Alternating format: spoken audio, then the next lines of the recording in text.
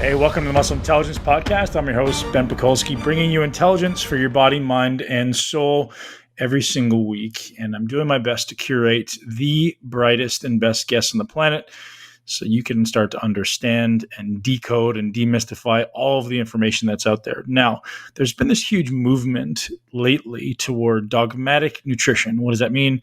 It means some people are eating carnivore and only carnivore, and they think that's the only way to go. And then you have this other camp that says, hey, veganism is the way to go, and meat products are evil. And I'm really trying to get to the bottom of it. And it seems as though my stance has become neither of them is 100% accurate, except maybe in a small population of people or over a short period of time. I think human beings are meant to eat cyclically. And today's guest has a brilliant, brilliant perspective into how all of this stuff works. Sally Norton joins me to talk about her ventures into veganism and how it was ultimately leading to her decline and her demise. Her health just deteriorated dramatically over years. She was someone who ate very, quote unquote, healthfully as a child and all the way through teenage and years into her 20s, and started to suffer from tremendous negative health implications. And certainly there's many things that go into that, but she's got some really interesting perspectives that have led her down this path of becoming an expert in something called oxalates, which is a plant toxin that ultimately wreaks havoc on your body that most of us are unaware of in quote unquote health foods. Prototypical foods that we think are healthy and we're doing something great for ourselves sometimes are leading to the very things that we're trying to avoid. Dr. Norton speaks about her thoughts around how we should be eating, how much meat is necessary or maybe can we get away with, and what types of vegetables should we be focusing on. Now, this may sound like it's getting into the weeds a little bit, but from what I've seen, this conversation on oxalates is an extremely powerful one. And actually doesn't require you removing that many things from your diet, although there is a couple of very, very important things to remove that we think are typical health foods. And I would strongly suggest removing it. And I've removed it and noticed a huge difference. One of the things I've actually removed, which is interesting, is superfoods, greens, super greens, taking them out, and notice a tremendous improvement in my digestion and the way my stomach feels in general. I'll let Dr. Norton tell you a little bit more about that. We talk about the modern day creation, I guess, or curation of veganism, where it came from, where the breakfast foods revolution came from. Some really interesting stuff. And she seems brilliantly up to date on history as well. And I'd love to hear you guys have some perspective on this. If you do, I'd love to hear a review. I would love to hear from you on my social media. Today's podcast is brought to you by wildalaskanseafoodbox.com, the best Alaskan seafood I've ever had in my life. They send me a box, two boxes every month because I like to eat fish. Apparently, it's really, really good. You guys are going to enjoy it. I seared some up last night in a frying pan, literally just a little bit of olive oil and some salt, and it was absolutely fantastic. No sauces, nothing. I didn't even use any lemon this time. It was literally just this sauteed goodness of wild Alaskan salmon, a little bit of fresh pressed olive oil, and some sea salt. And I was in absolute bliss. And you guys can get hooked up because they're bumping up our discount to $25 off any one-time purchase at wildalaskanseafoodbox.com/Ben. So your discount is $25 off. You can use the code Ben or go to wildalaskanseafoodbox.com/Ben and get hooked up. And another thing to point out, you don't have to subscribe anymore. They've actually changed the offer. So it used to be a subscription. Now you can just choose to do it once if you want to give it a try. No obligation to stick around, and it's a bigger discount. I suggest you guys stick around because it's so awesome to get a surprise like Christmas morning when you get your frozen fish sent to your door and it's still really well frozen. They do a really good job of making sure it stays frozen by shipping on dry ice. I highly suggest you check out wildalaskanseafoodbox.com/Ben and enjoy this podcast with Sally Norton. Sally, welcome to the Muscle Intelligence Podcast. It's an absolute pleasure to have you join us today. Thank you. It's great to meet you. Yeah, and we're recording live on the Muscle Intelligence Facebook group, which is something we just started doing during Corona so people can have a little more interaction. So obviously some people are going to be isolated, and the ability to kind of communicate with us and ask questions as we go is kind of a nice little added feature. So maybe at the end, if you have a few minutes, if there's a couple questions that come up around the topics, we'll hopefully be able to answer them. That'd be fun. So for anyone that doesn't know you, you've got a very interesting past, and I'd love to have you tell us a little bit about, I don't know everything about you, but you started off as a vegetarian, and now you've kind of taken a turn in a different direction. I'll let you kind of tell our listeners about that. Well, it's been over 20 years since I abandoned vegetarianism. At that point, I had been a vegan for 8 years. And prior to that, I had been a vegetarian for 8 years. So I put in 16 years of trying really hard to be the perfect veggie.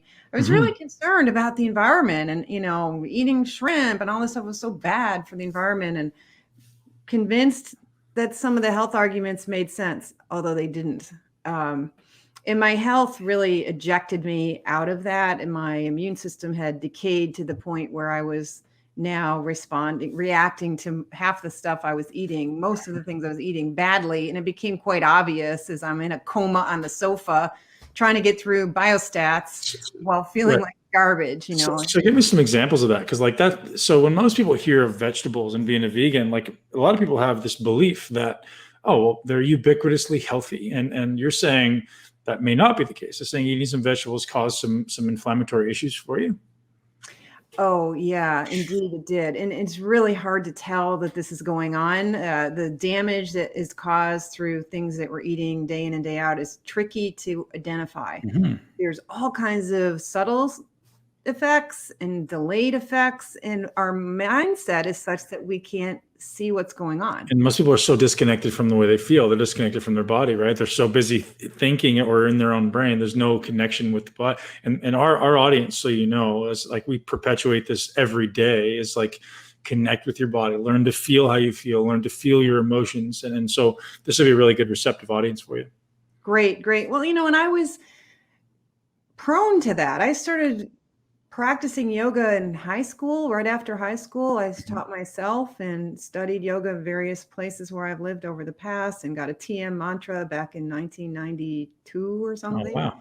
And have practiced and taught all forms of meditation and pranayama and so on. So I'm aware of tuning in, but if you don't have enough information, the information your body's trying to get to you isn't obvious. And also, what I'm seeing now is much more obvious to me now, post this learning about the oxalate side of the plant problem, is that it confuses your ability to communicate with your body. Like, your body isn't able to complain anymore. It's getting enough problems going on that the signals that you need to be capable of hearing. It's like a low level white noise is always there. Yeah. It's not, you can't tell. And a lot of us, after we change our diet relevant to the oxalate, which is probably the most serious problem in plant foods, is some plant foods produce a lot of this chemical called oxalate. And those of us who've worked away from the oxalate in our diet and started to recover, what happens is our body starts telling us more and more about what we should and shouldn't be eating. Sure.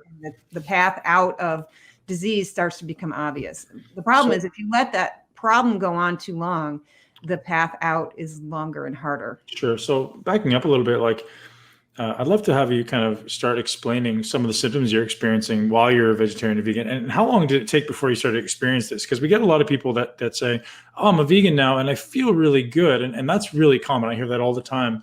And my response is often, that's very normal. Like, that's awesome. But how long does that last? How long did it take before you really started to see your deleterious effects from lacking animal products? Or I don't know and I'll ask your opinion on this. Is it because you lacked animal products? Or is it because the vegetables that you were choosing inherently were high in these inflammatory compounds? It was definitely not because I lacked animal products, because I have had 20 years on animal products after that, and I had 20 years on animal products before that. So I've got, in between my 16 years, I've got like 40 years of using more normal foods with eggs and meat and cottage cheese and whatever. And even on outside of my vegetarian years, there was a sign of problems. I started having back pain and joint pain. I even woke up one time with like a momentary paralysis at age 12. Like physical paralysis? Like, in the morning, it was a very subtle, brief moment in time. Less than a minute, for sure, probably less than 10 seconds. But literally paralyzed. But I was having severe back pain as a 12-year-old.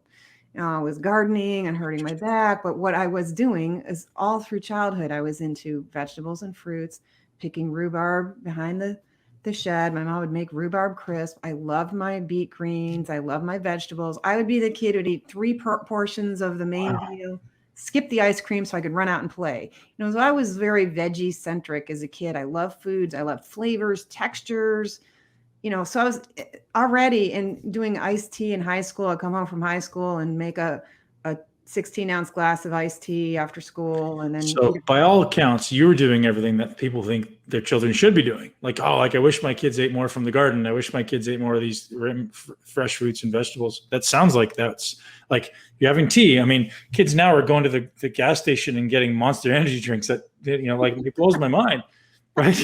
But, you're the one eating rhubarb out of the garden and ended up having some negative effects. Yeah, self-medicating is really popular at all levels, whether it's, running for the allergy medicine or the energy drinks. But I wasn't really self-medicating. I was just eating what I thought was sensible food. I mean, I got interested in nutrition in kindergarten. I would run home and tell them, my mom, whatever we learned about what we're supposed to eat. I was featured in the local paper in second grade for being a good breakfast eater. And of course, they're teaching us to eat toast and yeah, sure, terrible food. And then it was 7th grade when I decided I would get my degree in nutrition. By 10th grade, I knew I would go to Cornell University to get my degree. I wanted to be in health promotion because I thought, well, if you know how to eat, you can prevent all kinds of health problems, chronic disease. You can be more focused and productive in your life and get into a life you want to live through knowing how to eat well. But I was at Cornell with gout. I was a vegetarian at Cornell. I had gout. And I'm like, it wasn't from my high meat diet. I wasn't eating meat. And I had to leave Cornell for foot surgery. Wow. My feet were killing me. I did everything I could to try to hang on and get that degree. And I just couldn't do it anymore. It ended up where I couldn't go to class. I couldn't go to dinner. I was on crutches. I got a pass to drive on campus, which is pretty intense on a college campus to be able to get that, right? Yeah. It wasn't working. And then I wasn't recovering well from the surgery. I was still growing my Swiss chard and eating Swiss chard because despite my degree in nutrition, I had no idea that decay of the connective tissue in my feet and inability to recover from surgery and to have foot problems in the beginning could be at all related to Swiss chard and beet greens. I had no idea.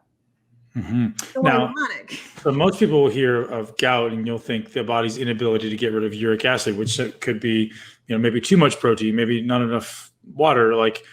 But now the one you've discovered is this oxalate pathway. And again, I'd love for you to explain why that happened, because I'm certainly not an expert in gout.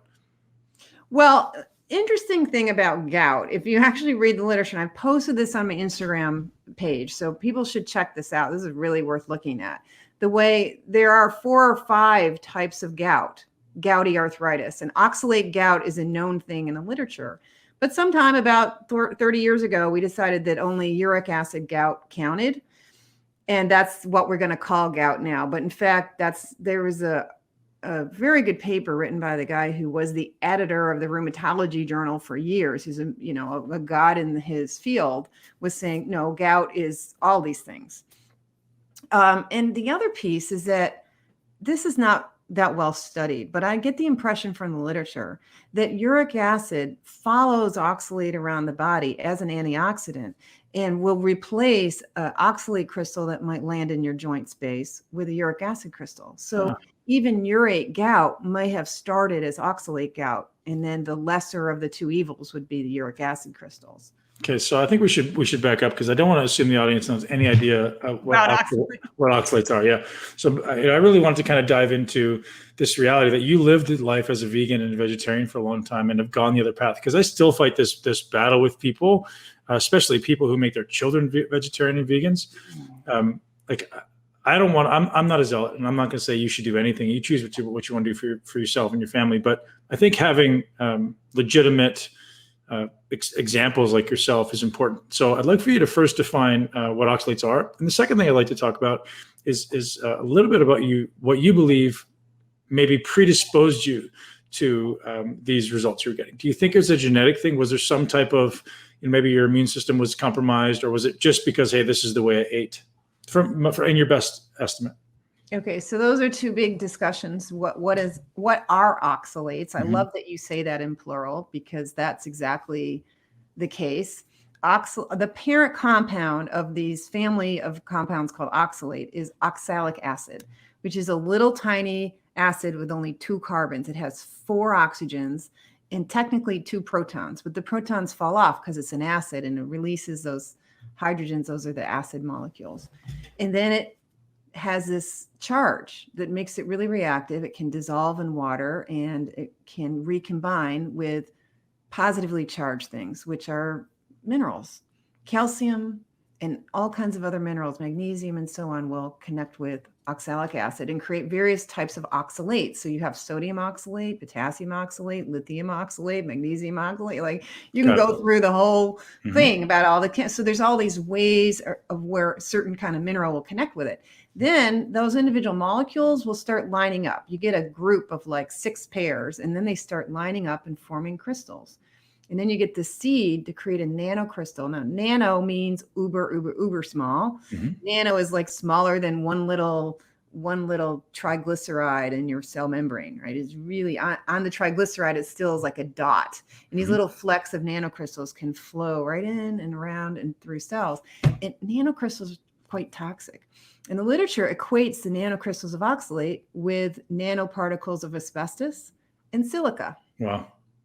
So we actually eat oxalic acid, oxalates, because some plants are great at producing them. They use the oxalic acid and combine it with calcium. This is the way it's most commonly found in nature, in soils and rocks, and in plants is calcium oxalate.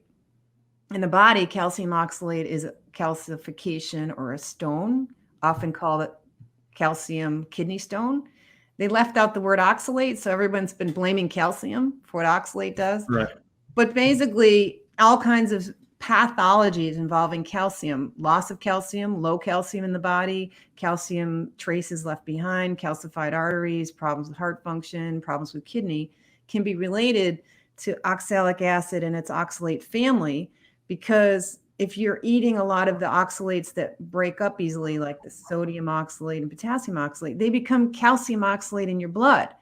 By taking calcium out of your blood and cells and disrupting the electrolyte balance and starting to reduce calcium levels in the body. So it'll do it in the food. It'll do it in the gut as you're digesting your food. It will capture calcium in ways where you don't absorb calcium from your food. So it removes calcium from the food and attaches onto things. So I'm thinking calcification of the arteries.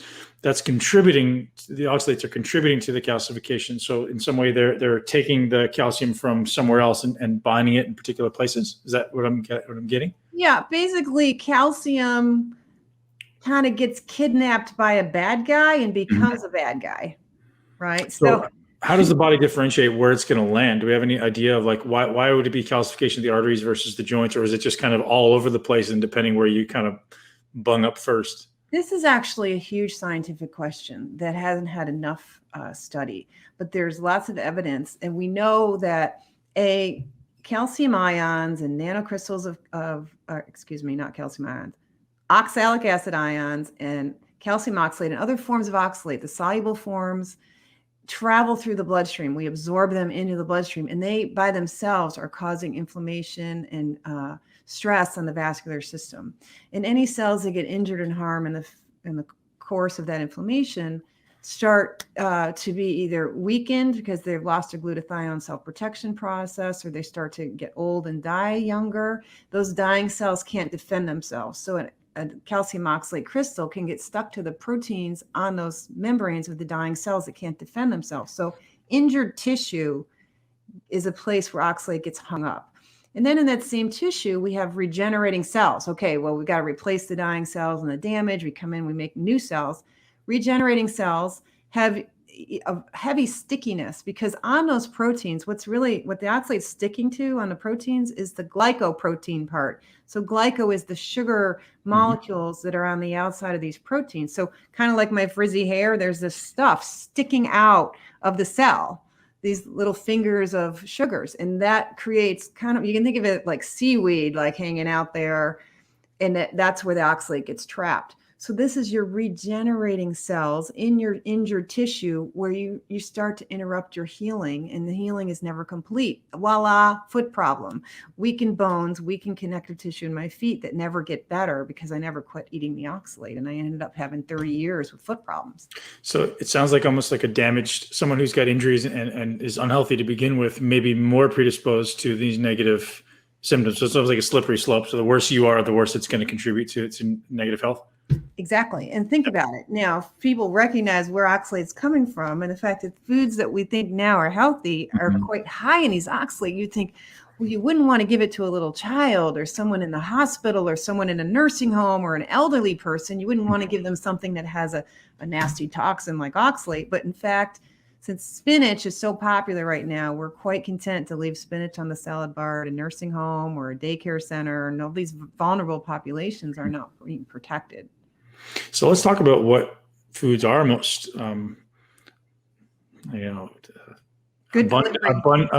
in oxalates. Yeah. So it's not even all over the food world. All the animal foods are more or less, from a nutritional standpoint, free of oxalate. So we're only talking about plant foods and only certain ones. In the leafy green department and in the vegetable aisle, if you're talking, because vegetables are one kind of plant food, then we have seeds and grains and, so we can talk about all of them. But if we start in the produce department, the big problem in the produce department is the spinach, Swiss chard, beet greens, sorrel, purslane, which no one in America eats sorrel and purslane, but it's really like these oddballs. Yeah. Everything else, all the lettuces are low in oxalate. And the cabbage family as a group is another one that doesn't make a lot of oxalate and doesn't sequester a lot of this calcium oxalate. So even kale is not too bad in oxalate. All of them are quite fine in reasonable quantities. Now it's because it's a dose problem. If you really jammed in enough kale chips and lived on them, you could get into oxalate problems with kale chips, but it's not that many greens. The problem is we have salad mixes with these bad oxalate greens masquerading as lettuce, and they'll buy these musculin mixes that are full of baby beet greens and baby Swiss chard greens because they have that pretty red. And that red Swiss chard is really high, one of the highest foods in oxalate that normal people are eating. And they're buying it in the mescaline mix and these salad green mixes that include spinach, because that's dark, is supposed to be good. It's rough, really rough estimate of goodness. So let me ask you this. It sounds like you're the world expert in this. Can you taste oxalates? I feel like all those foods you mentioned right there have a very specific mouthfeel to them, and everything else doesn't. Do you notice that? Well, you can tell with sorrel. Sorrel is not used in the common man's diet, but if you go out for a good meal, a fancy meal, the fancy chefs want to put a little sorrel sauce under your meat or something. Sorrel is really high in oxalate, and it's tart like lemon. Yeah. Sometimes you call it like lemony. You can put it in your soup for a little lemon. That lemony flavor is that acid of the oxalic acid, and that's the soluble oxalate, the stuff that is more toxic and more bioavailable that you absorb more of. So you get that tartness. And I think that's partly why people like spinach, is it has a little bit of tart bite in it, but it also has this tendency to sort of coat your teeth. Exactly. Yep. So what is that doing? That soluble oxalate is noticing the calcium in your teeth and probably sticking to your teeth because it's sticking to the calcium in your teeth. It may be draining, potentially pulling calcium, and certainly not good for your mouth. Now, some people, another one, there's some of these oxalates turn into these crystals, and some foods are full of the crystals, and kiwi is one of them. And if you blend it up into a juice or a smoothie, you can bust open, like with a strong blender like the Vitamix, you can bust open these crystals that are like double pointed toothpicks. And they are quite irritating and cause a lot of mouth pain. That's just mechanical damage that's actually stabbing cells and making you vulnerable to the presence of the enzymes and the soluble oxalates and other toxins right there in your mucosal membrane. So there's that side of it too. So interesting. So that's a pretty small list so far. Yeah, it's not too many. In the leafy green department, you're good if you could just steer away from the three major ones, which would be spinach, Swiss chard, and beet greens. Now, in the tuber department, we basically have white potatoes and sweet potatoes, and they're both pretty high in oxalate. Yeah, especially the russets and the Idaho potatoes that we use to make tater tots and potato chips and French fries and all these foods have become just ubiquitous in the last 60 years. They didn't even exist when I was first found, it was like these were weird special foods for like treats. But now you go out and it's either fries or chips, or it's either fries or baked.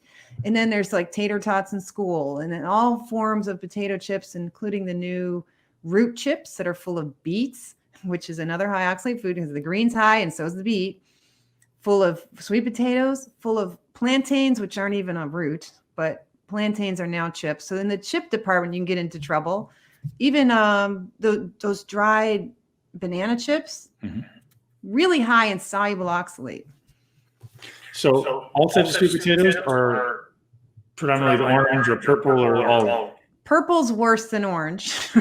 Orange, like a kind of modest medium potato, would have about 100 milligrams of oxalate, and any food that's over 10 is considered a high oxalate food. I gave up my vegetarianism and I traded in my tofu and beans for sweet potato. So I was making sweet potato for either breakfast, lunch, or dinner almost every day for years. And then having Swiss chard for dinner at least once a week, because I've been eating Swiss chard since I was growing it as a 9-year-old. And not good. So adding in the meat alone didn't do me any favors because I added in more sweet potato. So what was the kind of trigger that went off for you that made you go, gosh, it's got to be this oxalate? So, you're eating this, by all accounts, very healthy diet. I mean, everyone say, you're the epitome of health. You're very disciplined, that you're experiencing some negative health implications. First, like was it still the joint pain? Was it still the inflammation? Was it showing on your blood markers? No, it doesn't show on your blood markers. Low CRP, everything looks great. Most of us who've poisoned ourselves on oxalate, we look great on paper. That's part of the problem. There's not a lot of good objective tests, although I had, high BUN a lot because of kidney stress and had funny white cell counts. And that's interesting. Hopefully we'll talk about the effects of oxalate on our immune cells. Scary.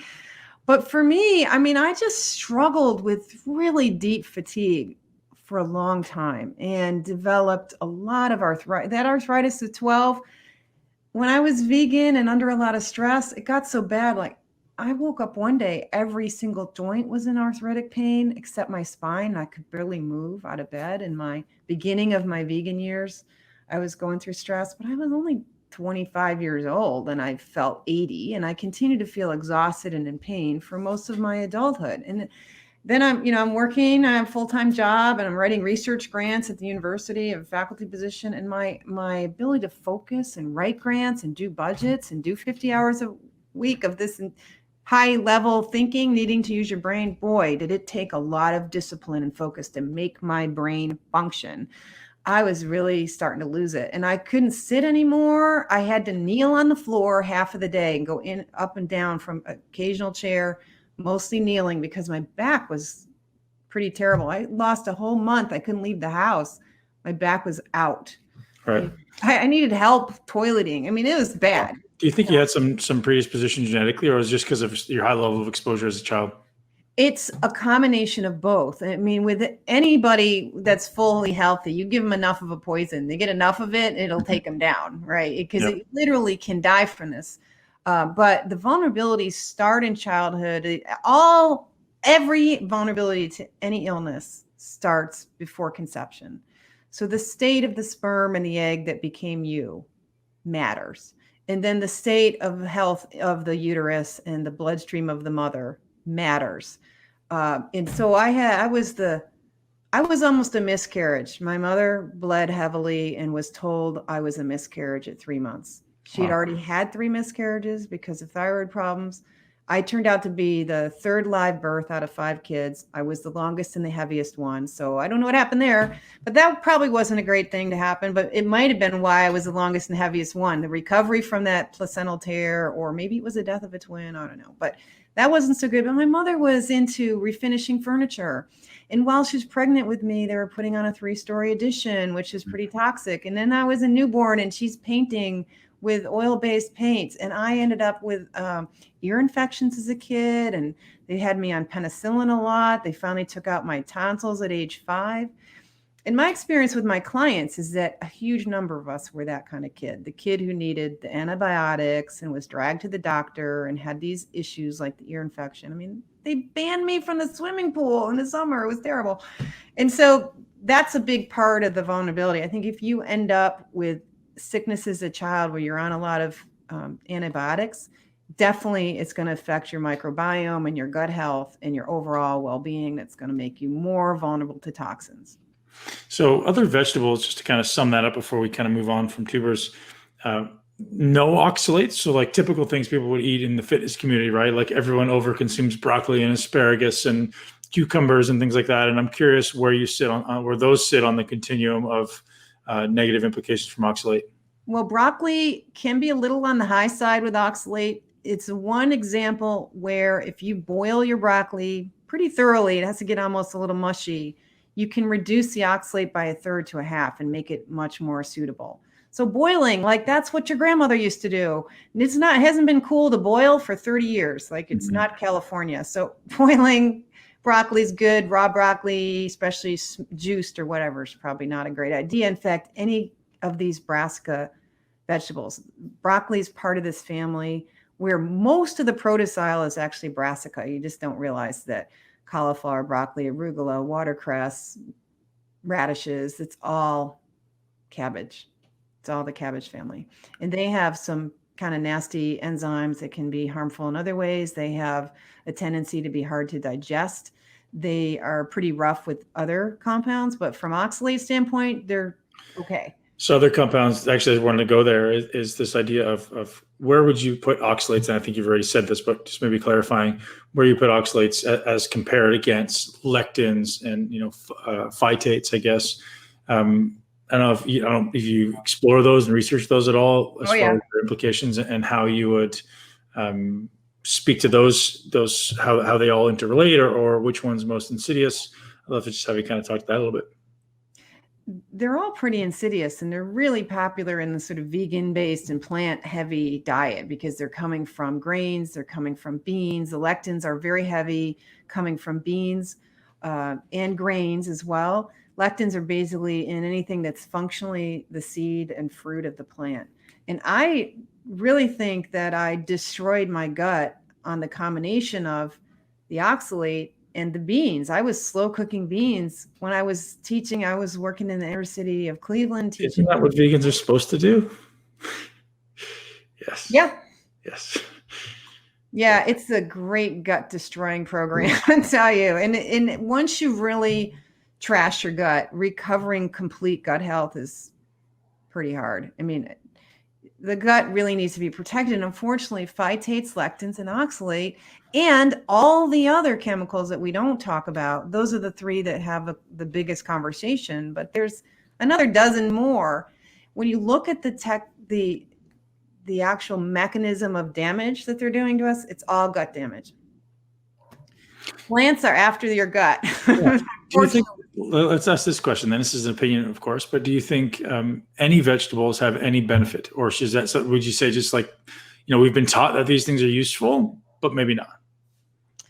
I've come full circle on that because I was this really big veggie eater. I loved the texture, the culinary benefits, the beautiful plate full of vegetables, the kind of brag thing where you could lay out this incredible spread. And I'm like eating none now. I eat a little bit of roasted red pepper and a little bit of capers and some mustard, yellow mustard, Dijon on my burgers now and then. But I am not eating them because brassica is really the vegetable department. And I found after going off the high oxalate foods, which are not the brassicas, I could hear my gut telling me, And so those of us with gut damage and constipation and so on, we do better without the soluble fiber in the vegetables. We do better without the other chemicals in the vegetables. So some people need to avoid vegetables for health reasons. And so whether there's a problem with folic acid or, folate, to get that right, because supplements are another big problem because they're using the wrong forms in so many supplements. Right. And whatever's cheap, right? Yeah, and when I was read a lot of toxicology literature trying to figure out this oxalate thing, because it really messed with my brain. I was so into vegetables and had this education. I was supposed to know stuff. So, I've been down deep in the literature trying to figure this stuff out. And it's really interesting in the toxicology literature how one guy said in this textbook, look, it would be better if we could invent a synthetic diet, because these natural foods, he's talking plants. I mean, he has this bias against meat, because he's saying we need a synthetic diet in order to be healthy. And now I'm realizing, I'd take a synthetic vitamin over a natural folate any day. Really? Because of what it's done to my gut. And now so even an isolated vitamin, you think from vegetables is not a good idea? Well, I'm not sure the meaning of that question, but if I felt that my vegetable-free diet required me to supplement a little bit of vitamin C or folate or something, I'd rather take the supplement than the vitamin at this point. Right, but if it's coming from a natural versus a synthetic source, that's something that is partially based on this naturalistic fallacy that anything that's natural is good. But nature's out there duking it out. I mean, plants are trying to defend themselves with poisons. And so using the plant source may or may not be a good thing. It's actually the Japanese developed synthetic forms of thiamine that are magical, that are really powerful nutrients, a way of nutrient delivery. And that synthetic form is the preferred form. So the oxalate learning has been a fantastic journey of growing up and being willing to look past these simplistic ideas that nature is so wonderful, and if you got it out of a plant, it had to be better. I'm not so sure about that. I think we need to question these basic assumptions and get real. I love it. Question everything. And that's really the paradigm that we take in this show, is like, we don't know anything. Who's it for? What body is it going into? What are we able to recover from ultimately? So I pulled you off track there after tubers and potatoes. I'd love to kind of come back to what other subcategories of foods we have with oxalates. So there's the grains, right? All the bran and the germ and the grains are pretty high in oxalate. And even your white flour tortilla has 10 milligrams of oxalate in it. And it's not a lot. I mean, that's certainly tolerable. But we think of white flour and white rice as bad. But from an oxalate standpoint, they're an improvement, which might validate 10,000 years of Chinese people eating white rice instead of brown rice. Maybe they were right. Think about that. That could be true. So the grains can be bad in both phytates, lectins, and oxalate. Why are they called healthy foods? Why do you believe they're called healthy foods? And do you believe that's just a misnomer? Well, we invent everything we believe. Everything we're believing is a human invention, including our systems of morality and our sense of right and wrong. And we grew up a sense of right and wrong in the era of the French Revolution and the American Revolution, when we were thinking the rights of man. We shouldn't have all this hierarchy of who's real people and who's the downtrodden. We shouldn't have so many proletariat little victims. We should all be on the same level, and that helped create America the Beautiful, right? We're a democracy. It's a meritocracy. Everyone's just perform and you can grow and you're not confined to a class. Well, these were ideas, and in that thinking, in that mindset was this idea that we should be more moral overall, and something about eating meat might be immoral. So we started raising plants. Eating plants became a way of being good. And a lot of the elites that were in the abolitionist movement and the temperance movement was just so important in the late 1700s and early 1800s. People had to rely on alcohol for safe drinking, and everybody was drunk, and it was becoming a huge social crisis. And the whole movement to educate people to not drink and how to eat healthy and not beat your wife and all this stuff was coming off the pulpit and from these religious people trying to get people to not drink so much. And in that message, bran was promoted. The whole wheat, living on whole wheat and bran and grain and all this stuff is a way to keep people from being overly sexual and being violent. And so it got all tied up, eating bran and wheat and whole grains got tied up with goodness and morality and slavery and alcoholism. So it all comes out of our philosophical ideas that then paint our sense of reality. And it has really infused in the culture. And there's a big vegetarian movement that started around 1840. The first vegetarian society started in 1850. And then they have progressively invaded science. In fact, they founded science. The Seventh Day Adventist vegetarians founded the Dietetics Association. The woman who wrote the first nutrition textbook was a card-carrying Seventh Day Adventist vegan who was only 2 degrees of separation from the woman who founded Seventh Day Adventism. That same person who wrote that textbook for the field of nutrition, her name was still on the textbook when I went to school. Wow. So talk to me about that story. So I'm glad that you went there because it's very interesting. Most people listening won't have any idea about what Seventh-day Adventists are, as I didn't very recently, and what's behind that whole perpetuation of the veganism mentality. Okay. Well, turns out if you believe in Seventh-day Adventism, which is an idea that God is coming back right away and it's imminent, genital touching will take you to hell. And it's very important that we save your soul and prevent you. Is that before marriage or just in general? All genital touching is bad in the Seventh-day Adventist teachings. So Harvey Kellogg, who set type for the whites, who founded Seventh-day Adventism, learned as a 12-year-old that mothers should separate their children and not let them learn about sex with each other and not have sex lives. So Harvey Kellogg, as far as I can tell, died a virgin, and he and his wife adopted all their children because he didn't believe in sex, because he learned this at a very impressionable age.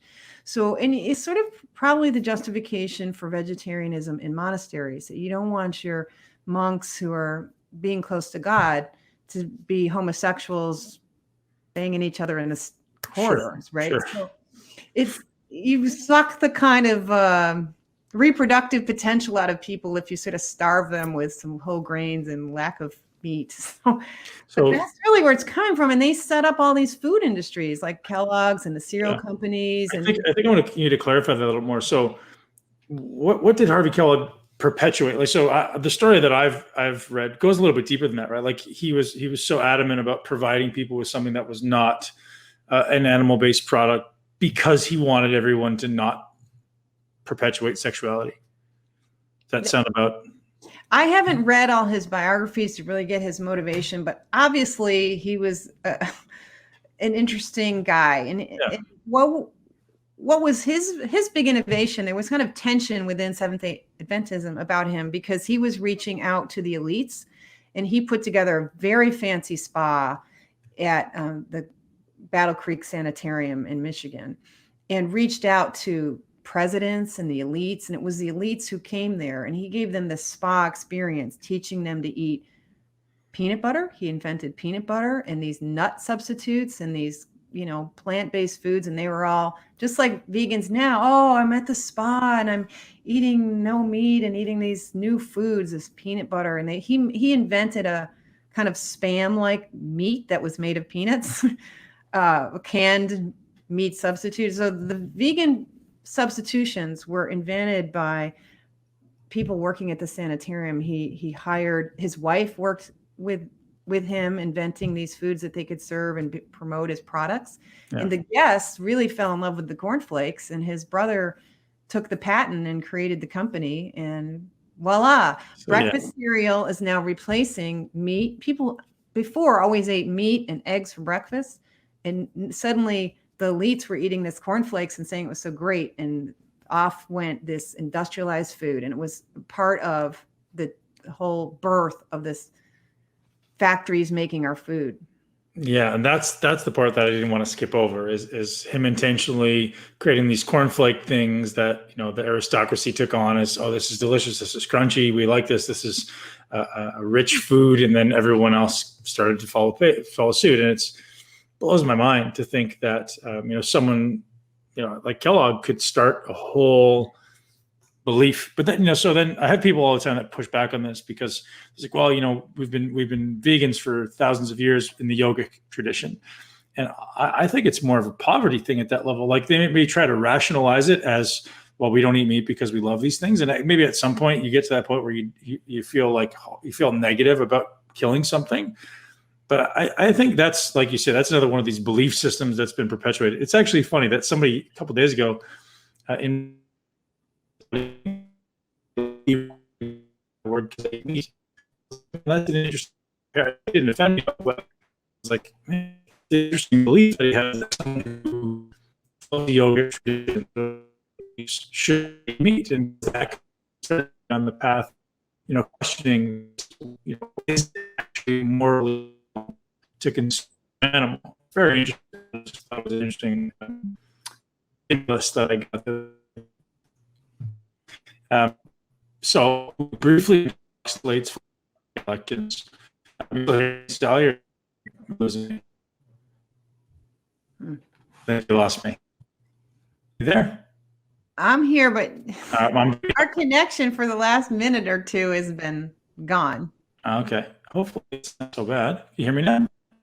A little bit. It's breaking up a lot. Oh, darn.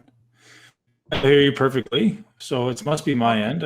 Why? Let me see if I can flip on my Wi-Fi. See if that helps. Let me know if you hear me again or see me again. Okay. You're better. I can hear you. There's a lag, but I can hear you. Okay. How's that? That whole thing, you were saying something about meat eating and yeah, I was just saying something interesting that I could hear nothing. Can you hear me now? Yes. Okay. Somebody was berating me. Somebody sent me a message. Okay. Berating me because I have the word yogi in my Instagram profile, like bodybuilding yogi, and he berated me because he said you must take it down because you eat meat. And I thought that was a really interesting paradigm, and I was like, it's interesting that he would have this belief that someone who eats meat is inherently bad and shouldn't and can't follow these yogic principles, right? So for me, as you say, life is about optimizing me, optimizing health, and so I can lead and I can contribute. It's not about choosing not to eat meat, although I understand why they chose to do that. But I think the point where that started was yogic traditions historically eating vegan, but it may have been more of a poverty thing than maybe a choice. Well, and what we don't recognize is that when we started building complex societies, we started to have rules because you couldn't have towns and cities without a lot of rules. And then we had to have governments. And so the clergy would create rules about what is and isn't okay to eat because it was important to the economic survival of the community. So depending on your ecosystem, you could eat certain kinds of meat and perpetuate indefinitely, and that kind of ecological niche would work there. And in India, it doesn't work to eat the cow. You need the milk so badly that you don't want to eat the cow because you want to preserve the milk and get enough milk because of the ecology there. And in the Middle East, you can't grow pork. Pork eats a lot of the same things we do. And because of that environment, there's not good woods for the pigs to go out and eat the acorns. And so it doesn't work in that ecological niche to eat pork. So you see the Muslim tradition and the Jewish tradition from the Middle East preventing, saying pork is bad. And just like in India, the cow is sacred and you shouldn't eat it. It's because you can't have complex agricultural based societies with population densities without some control over what you eat. That's such an interesting perspective. I had never heard that before. Whereas that makes so much sense, right? When you're starting to form a community or a culture, ultimately, society, you have to curate. So otherwise, because you get a small number of people that just come in and eat all the things that they want and it's gone. Yep. So interesting. So where do we rank? Or let's talk a little bit more about. So I think people are always like, well, what do I do? Like, what do I actually focus on? So other than let's just maybe eliminate vegetables altogether. Which is not something I'm promoting. Okay, so let's talk about that. I like to do for myself, but that's not my message. As much as I have learned in the library about how toxic plants really are and unlearned that naive fantasy that plants are so there and they want to be eaten and they're so benign and sweet. No, they wouldn't have survived if they're that edible because they would have been eaten out of existence. So the only plants that survived, the kind of dog eat dog world of nature are the ones that are poisonous enough to defend themselves and defend their babies. And the babies are the seeds. You got to really look out for the seeds. That's where the lectins, the phytates, the oxalates are all concentrated. And we've built a whole kind of life on beans and grains, which are the seeds. So anyway, that's maybe a side note. Where were we going with this? No, that's so interesting. I just wanted to kind of get your perspective on, should people be including vegetables? I guess maybe the one, rather than giving your opinion, let's walk through it objectively, right? So fiber, some of the arguments for vegetables, how important is fiber? Well, in the research, soluble fiber is a gut irritant and is a toxin to the gut. And soluble fiber was so big, like oatmeal was going to save the day back in the 1980s. Isn't that the Kellogg thing as well? Yes. Probably is, right? Yeah, it's and anything you can justify a cheap product that's profitable, you're going to really push that message. Did you look at the origin of oatmeal? Was it Kellogg's as well? Who was rolling oats? Well, oats have been used for a long time in the northern British Isles and places like that. But turning them into, I think they used fermentation processes that lowered the phytates. Sure. But now we've just like all those old knowledge about how to make plants tolerable, using clay to chelate heavy metals, using fermentation to germinate the seeds to get rid of the phytates and some of the other toxins. People ate really differently than we do. Now we want to take something off the shelf and instant-fy it in a microwave or whatever, and that is not in concert with all the wisdom we once had about how to tolerate these plants. The plants needed special preparation, and a lot of that's gone out the window. Very, very interesting. So tell me then, what are your thoughts on carnivore diet? So what are the limitations of someone just going an all meat diet? I'm presuming you've explored that. I know it's not maybe your expertise, or maybe it is, but I'd love to have you give me your thoughts there. Like, what would be the arguments for and against a carnivore diet? So most of us, if you're a human being, you grew up on either tea, peanut butter, French fries, tater tots, high oxalate foods.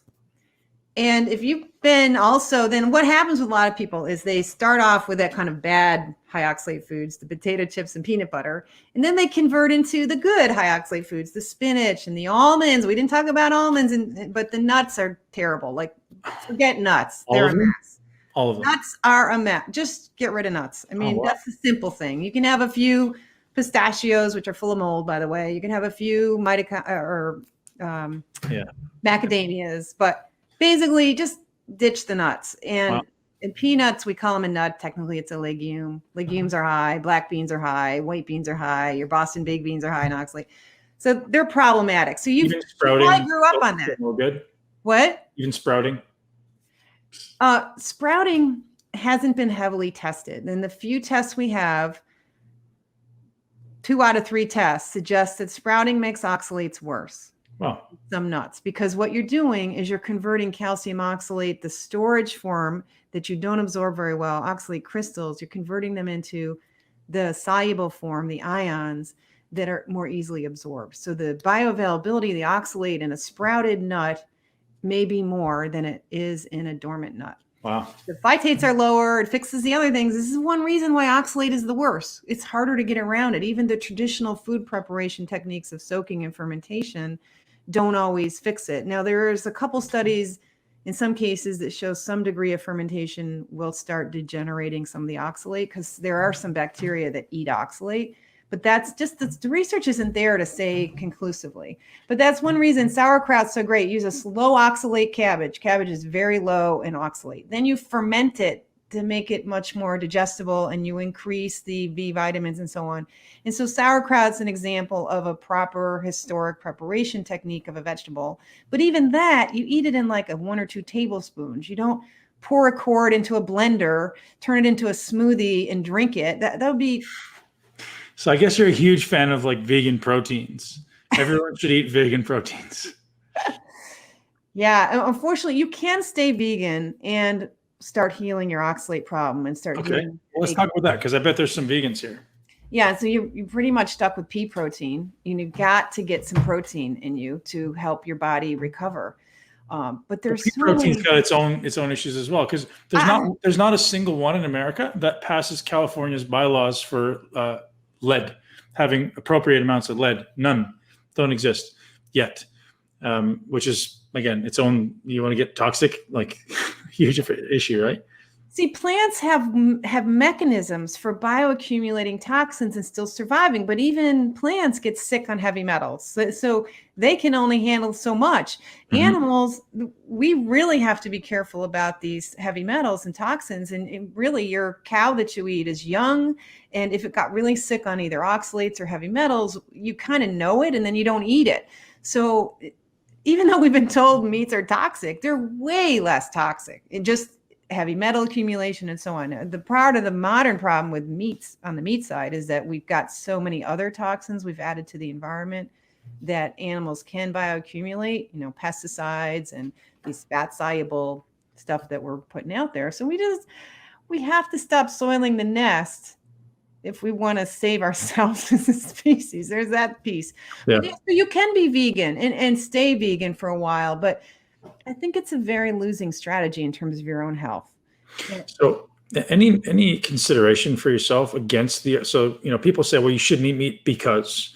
What are your thoughts on those discussions? And I know they've been refuted, but I'd love to hear you have a brilliant way of articulating yourself. So I'd love to hear your opinion on hey, all these things that people are saying are wrong with meats. Thank you. But unfortunately, most people who are committed to veganism, they're committed, won't react well to you need to talk to I forget the guy's name now, Michael. You'll know who I'm talking about, the vegan zealot guy who's got the podcast. He was on Michael G something. He was on my podcast. I forget his name. Okay. Yeah. So this is an important discussion to have because I don't consider a monocropped anything, whether it's pea, soybeans, wheat, or rice, to be the least bit good for any animal on the planet. Right. It's destroying habitat. It literally kills the animals in the soil, the way we treat that soil, break it up and, destroy the habitat of soil animals. And then the field animals who would dare to try to live there, the moles and voles and crickets and bunnies and so on, don't do well, especially when the combine comes by and slices them up in the harvest process. And then, when we have animals on pasture, we improve the habitat for the soil organisms, the moles and voles, and especially the birds. The birds love it, especially if you have trees around your pasture land. It creates habitat for animals. So pasture land is a kind of classic earth-based system that buffalo and other animals have always been part of. And it's a part of the ecosystem that allowed humans to thrive. We're part of that kind of pastoral ecosystem, and we're trying to change it over to monocropping and saying a tortilla is healthier than a steak. And that just that's not logical. That doesn't make any sense. My food has been coming from local farms for 20 years. I got a grant a long time ago to interview local farmers and start plugging in consumers to meat from local farms where we know how it's raised. You can find out whether they docked the tails of the animal, how that animal lived, whether they treated the fields. You just work straight with your local farmers and promote agriculture in your community. Where do you live? I live in the East Coast. I started this work in North Carolina in Chapel Hill, and I'm now in Richmond, Virginia. I've been here for about 13 years. So people in those areas can go to some community you've created? Oh, it's wonderful. It's pretty easy. We are so lucky here in North Carolina and Virginia. We have a great network of small local farms, and we've made the mistakes right here in the capital city of Virginia. We've destroyed just beautiful pasture land that used to be pasture land, and it's now Whole Foods and high-rise townhouses and shopping. And it's so ironic to turn the real food production of pasture land into a Whole Foods, so we can get Brussels sprouts from China, which is what's happening there. So I mean, I could go nuts on this because I'm an environmentalist. I live in a small footprint old house with panels on my roof. I have hot water, solar. I moved here because you can walk to stores. We have like an 89% walkability, no sidewalks. We were so close to things, and I wanted something on the bus line. I have a local bus line and a park and ride. So when I worked downtown at the university, I could ride my bike to the bus and take the bus downtown and not have I used to have a one-car family. Harder to do here because the priority where I live now is not biking and walking.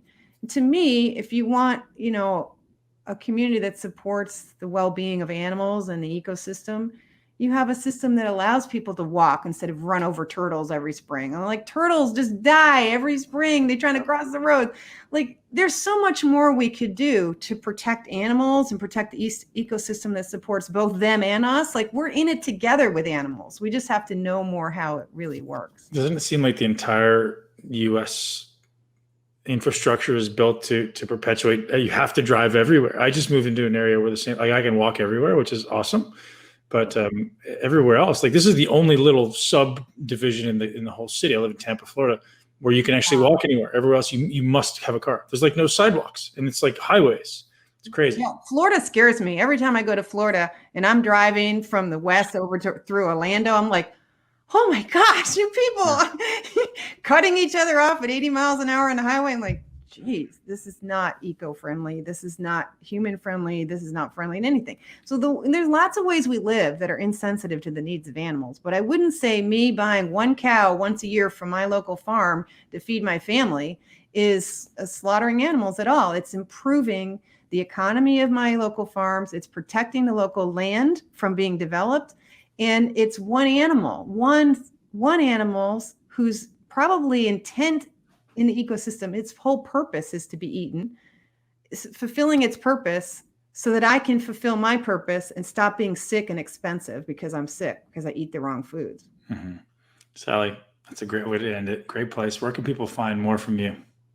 I have a little website called sallyknorton.com, and I'm on Instagram at sknorton. Those are the two best places. And I found you on YouTube. You've got some amazing talks in there. I highly suggest people go check out Sally on YouTube because you do an amazing job. And obviously, we kind of touched on a lot of things here, but you go a lot deeper in some of your amazing talks. So I highly suggest people head over there, check it out. And hopefully, do you have a book out? You don't have a book yet, do you? I'm working on a book. I have a contract with Random House, and a book will be out in about a year. Good. I think because we need it, right? I mean, people need to have an understanding of, I mean, you just did a really good job kind of breaking it down, but I'm sure there's so much more that we can understand just how to optimize. This is what we're about. We're optimizing our body. And if I can remove something as simple as spinach, Swiss chard and beet greens.